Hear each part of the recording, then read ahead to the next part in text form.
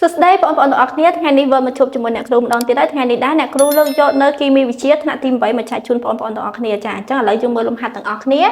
ចាកាលណាគេដុតកាបូន12ក្រាមក្នុងអុកស៊ីសែន32ក្រាមគេនឹងទទួលបានឧស្ម័នកាបូនិក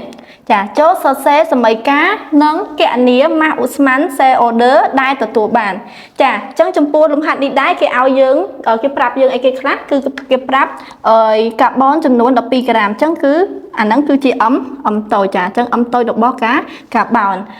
ក្នុងអុកស៊ីសែន32ក្រាមចា32ក្រាមនេះគឺជាម៉ាស់អញ្ចឹងគឺជាម៉ាស់របស់អុកស៊ីសែនណាចាអញ្ចឹង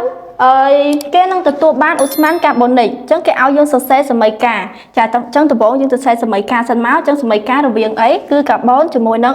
អុកស៊ីសែនចាអញ្ចឹងយើងសរសេរសមីការទាំងអស់គ្នាកាបូនតាមដល់អក្សរ C អុកស៊ីសែនគឺ O order អញ្ចឹងឲ្យផលទៅជាកាបូនឌីអុកស៊ីតអញ្ចឹងកាបូនឌីអុកស៊ីតគឺ CO2 ចា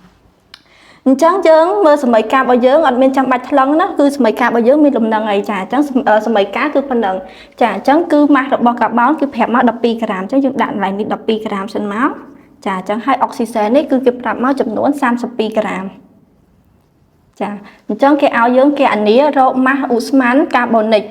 គឺ CO2 នឹងឯងអញ្ចឹងគេចង់ដឹងថាម៉ាស់របស់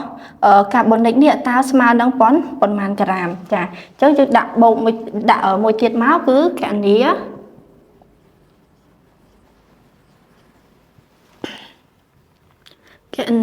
ម៉ាស់ឧស្ម័នCO2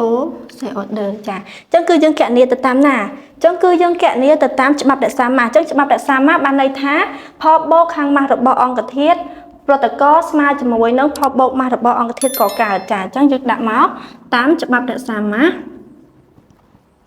តាមច្បាប់រក្សាម៉ាស់ចឹងផលបូកម៉ាស់សរុបខាងអង្គធាតុប្រតិករគឺមាន2គឺកាបូនជាមួយនឹងអុកស៊ីសែនចាអញ្ចឹងបានន័យថាម៉ាស់របស់កាបូនបូកជាមួយនឹងម៉ាស់របស់អុកស៊ីសែនស្មើជាមួយនឹងផលបូកម៉ាស់ខាងអង្គធាតុកកើតប៉ុន្តែអង្គធាតុកកើតយើងមានតែមួយទេអញ្ចឹងគឺម៉ាស់របស់ CO2 ចាអញ្ចឹងយើងដឹងហើយណាថាម៉ាស់របស់កាបូនស្មើជាមួយនឹង12រីឯម៉ាស់របស់អុកស៊ីសែនគឺស្មើនឹង32អញ្ចឹងយើងដាក់មក12ក្រាមបូកជាមួយនឹង32ក្រាមស្មើជាមួយនឹងម៉ាស់របស់ CO2 ចាអញ្ចឹងយើងបូកមក12បូកជាមួយនឹង32អញ្ចឹងយើងដាក់មកនាំឲ្យអញ្ចឹងយើងបានម៉ាស់របស់ CO2 គឺស្មើជាមួយនឹង12បូកជាមួយនឹង32អញ្ចឹងបូកចូលគ្នាគឺឃើញ44អញ្ចឹង44ក្រាមចាអញ្ចឹងយើងដាក់ដូចនេះមកដូចនេះម៉ាស់ CO2 ឬក៏ម៉ាស់ឧស្ម័នកាបូនិកហ្នឹងគឺស្មើជាមួយនឹង44ក្រាមចា